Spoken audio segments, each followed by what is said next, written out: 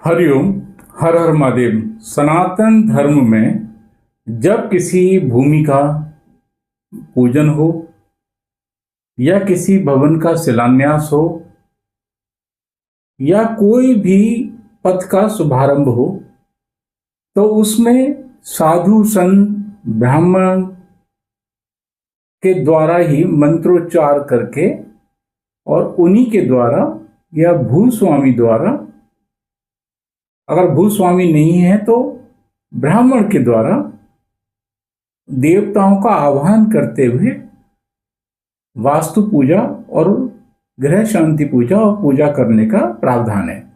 अगर ये बात देश के लिए की जाती है तो शंकराचार्य जी, चारों पीठों के शंकराचार्य भगवान और जगत गुरु आदि की अनुमति से या उनकी द्वारा आदेश के द्वारा नियुक्त किसी भी ब्राह्मण से ये कराने का प्रावधान है और होना भी चाहिए, क्योंकि धर्म सम्मत बात है। लेकिन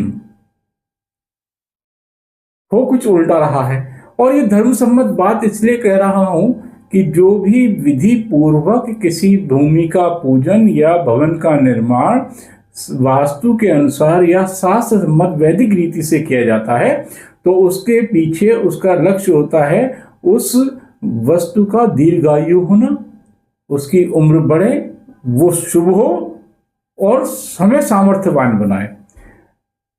जब देश के लिए बात आती है तो हमें बहुत सारी चीजें सोचनी पड़ती हैं। आप अगर बाहर भी देखेंगे तो ईसाई के देशों में पोप वगैरह और बाहर मुस्लिम कंट्रीज में इमाम वगैरह इनको करते हैं और होता भी है उनके यहाँ पर, कोई ये नहीं कह सकता कि नहीं होता।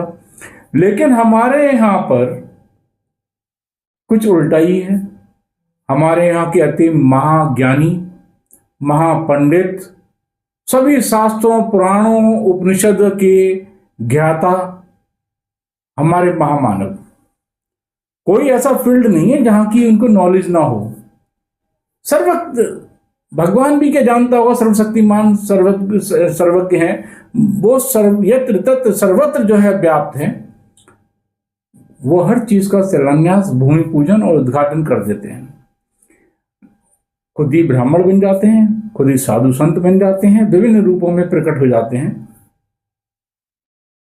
अच्छी बात है, लेकिन आपको शायद ये जानकर आश्चर्य होगा कि महामानव के द्वारा किए गए अधिकतर भूमि पूजन, उद्घाटन और पूजाएं हमेशा देश के लिए एक प्रश्न चिन्ह और आपदा ही बन के आई। जैसे आप पूछेंगे कैसे? गंगा एक्सप्रेसवे, उसका उद्घाटन शुभारंभ हुआ, गड्ढे पड़ गए, उखड़नी शुरू हो गई, जगह जगह पैचेस लग गए। हो सकता है जिसने ये सवाल उठाया था उसको FIR के बाद जमानत भी ना मिली हो। देहरादून एक्सप्रेसवे, पिलर हिल गए थे, फिर सपोर्ट लगाना पड़ा, जगह जगह पैचेस पड़ गए। मेरठ हाईवे, एक बरसात में ही जमीनें ढह गई थी। मोरवी का कांड आपको ध्यान होगा, गुजरात में। अब हमीरपुर का पुल, उसके बाद में काशी विश्वनाथ जी में जब कॉरिडोर बनाया गया था तो एक हिस्सा ढह गया था। राम मंदिर का जब निर्माण हुआ तो बड़ी विद्वत पूजाएं की साहब ने,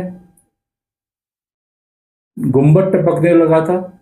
और तो और छोड़िए, संसद भवन नया बना,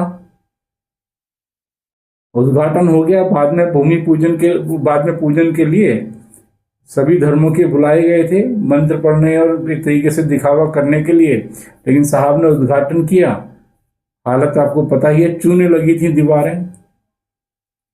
आप कोई भी चीज उठा लीजिए, गंगा एक्सप्रेसवे का बात कर लीजिए, 29 अप्रैल 2026 को हरदोई में इसका भव्य उद्घाटन हुआ। 3 गर्डर अचानक ही ढह गए मई के महीने में। मैं अभी ताज़ा तरीन बात आपको बता रहा हूँ। बुंदेलखंड एक्सप्रेस की बात कर लीजिए, 16 जुलाई 2022 को हुआ था, 5 दिन बाद ही उसमें आपदा आ गई। जालौन जिले के में जो सालेमपुर एक्सप्रेस है उसका हिस्सा जो है ढह गया था उसके अंदर। अटल सेतु देख लीजिए भाई, बहुत बड़ा अटल सेतु 12 जनवरी 2024 को देश को समर्पित किया गया। 5 महीने बाद आपको हालत बताइए उसकी क्या हो गई। उसके बाद में आप देखें कि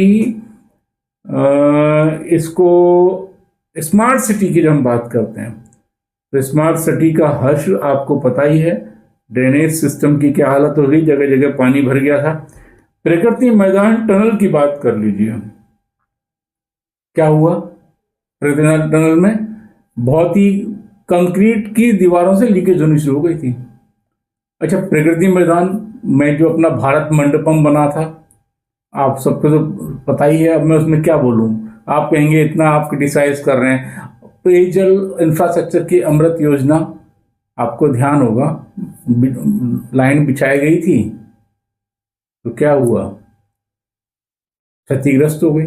जगह जगह से पानी बहना शुरू हो गया, फट गई थी। ये तो कुछ ऐसे एग्जाम्पल हैं जो कि आप और हम दोनों जो है जानते हैं। तो भाई वही है ना कि जिसका काम उसी को साजे, ये होना बहुत जरूरी है। और जहां एक कहावत है हमारे गांव में बोली जाती है, जहां रखे पांव उजाड़ दिए गांव। जहां जहां पड़े कदम मानव के तांता भंडा धार। आपकी जय हो, धर्म की जय हो, भारत माता की।